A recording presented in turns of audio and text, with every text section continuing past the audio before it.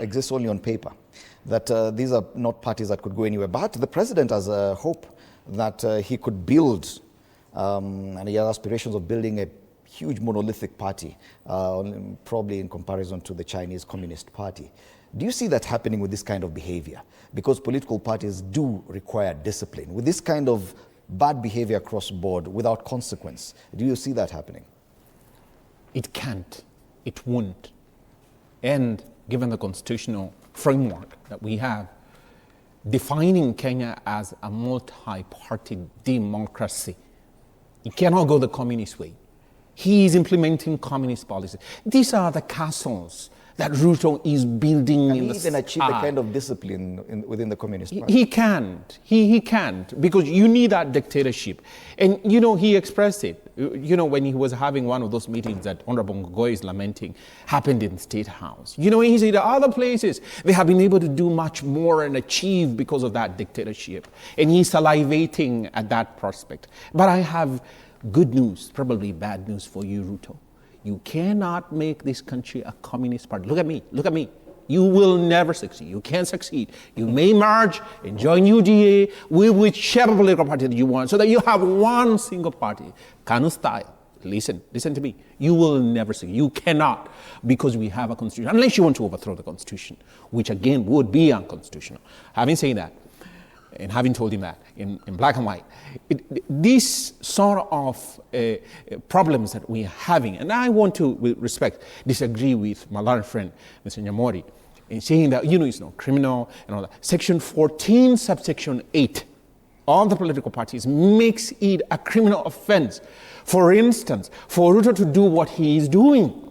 If you block the political expressions of anyone, you have committed a crime. That's what it says. So by him failing to register these members of the Azimio la Umoja Kenya that have been lawfully elected, he is blocking their political progression, their political expression. Section 14, subsection 8 says that he has committed a crime and he is liable to a fine of 1 million shillings. Now, having said that, look at the indiscipline that we're talking about, because those political parties have not taken the law as it ought to be. Let's look at that section 14.1, section 14A, now that talks about that deeming, that if you go and popularize the agenda of another political party, if you then take the agenda of another political party and then you want to advance it as your own, you are deemed to have then left the political party that sponsored you. Bless you. The deeming is not something that just happens. Because if you look at the law, it says, and I believe it should be section 1F of that particular section, 14A of the Political Parties Act.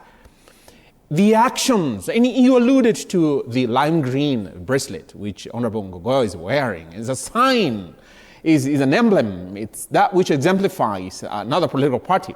So if you do that conglomeration. Ideally, he should be deemed to have done so. Yeah, the deeming, that deeming. But if a person does that, it is the political party that's supposed to take the initiative then to quote unquote kick him or her out. And this is a clincher.